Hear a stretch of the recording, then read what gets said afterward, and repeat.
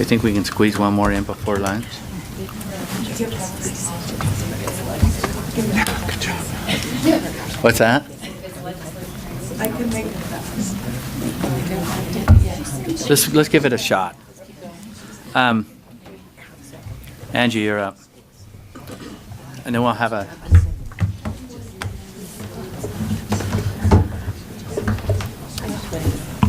Great. Yeah, 20 minutes to have a... Chair, should I go ahead, Chair? Yes. Thank you. Board members, I'm just connecting my eyes.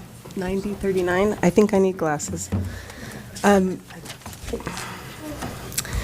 We'll abbreviate what we were planning to present today in the interest of time, but just wanted to make you aware of some things that you have to look forward to in the next month and a half, 2 months as we enter into the legislative session.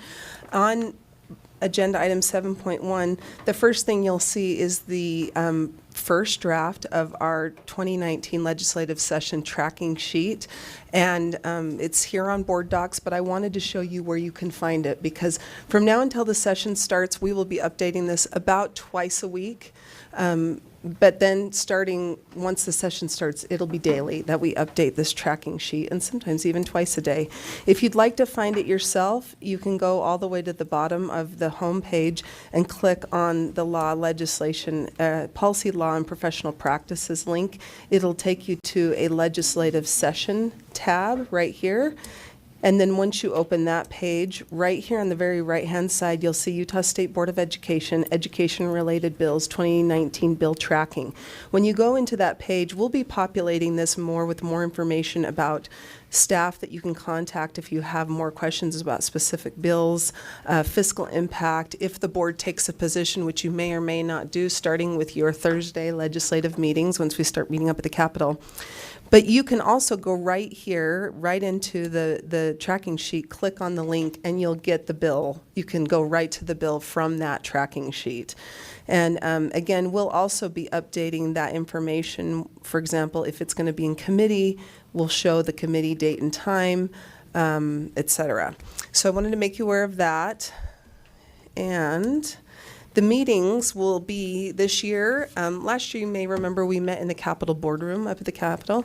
This year, we'll be meeting in the House building in room 30. So that has traditionally been where the House Education Standing Committee meets during the session.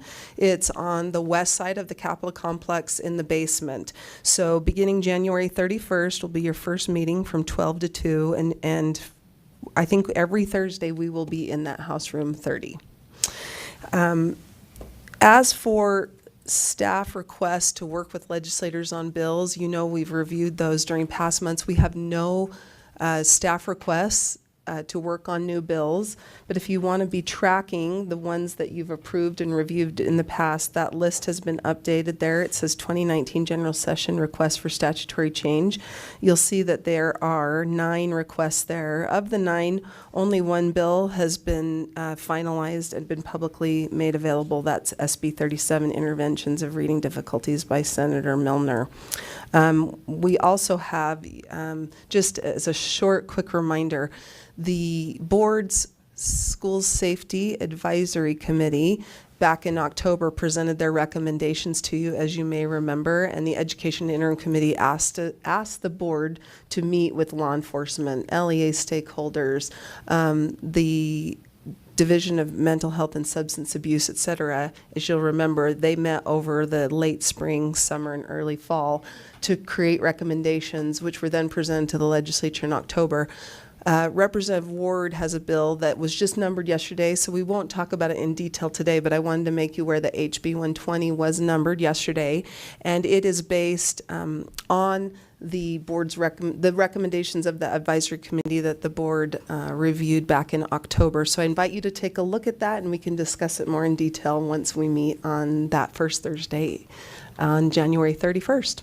And if you have any other questions, please let me know. But other than that, Jeff and I are both here as a resource for you for the new board members who don't know Jeff Van Holten. He's your policy advisor. And so if you have any questions on individual bills that you don't necessarily want to take the time during the public board meeting to discuss, please do not hesitate to reach out to Jeff or I anytime with questions. And also with the staff, once we get this tracking sheet updated with staff contacts, please reach out to those staff also. I know they would welcome the conversation. Right? Okay. Anything else? Board Member Linda Hansen. I just have a question about, and maybe it's for you guys. Those legislative meetings, can we come in by phone? It's Yeah. It's a committee meeting room that's very similar to 210. Remember when we used to meet in the Senate? It's got the same technology ability. So we So we should be able to come in we're by phone? anticipating using phone, yes. Okay, that would be great, thanks. We're looking forward to it. Okay, so are we. And for some of us that aren't really heavy in technology and that, like last year, I appreciate the help of having this tracker. Somehow it was easily put on my devices so I could quickly get there. So thank you. Yes, and Chair, if you don't mind, I believe we have access. There's an app, a SharePoint app, and some of you may have used it last year. It's only available to people who have a schools.utah.gov address because it's kind of an internal site, but it will have this tracking sheet on there as well as Mark Peterson posts daily the committee meetings, and if there's a bill that we're tracking, he'll show, they're Tuesday or Wednesday, this bill's going to be in this committee.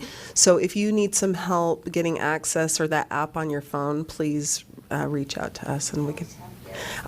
I'm not the best person. I apologize right now.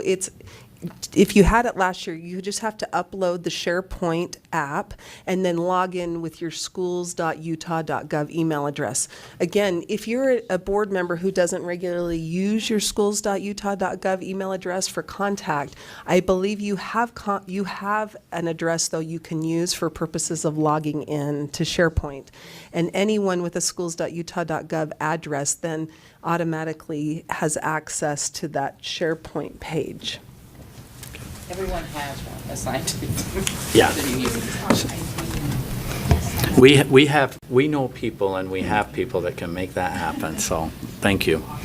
Superintendent Dixon. Yeah, for those of you that don't want to worry about an app, Angie will send you a direct link so that you're not figuring out where to click, how many clicks on the website. She'll just send you a direct link and then you can bookmark that and it'll be easier for you to get to. That's what I had last year. Great.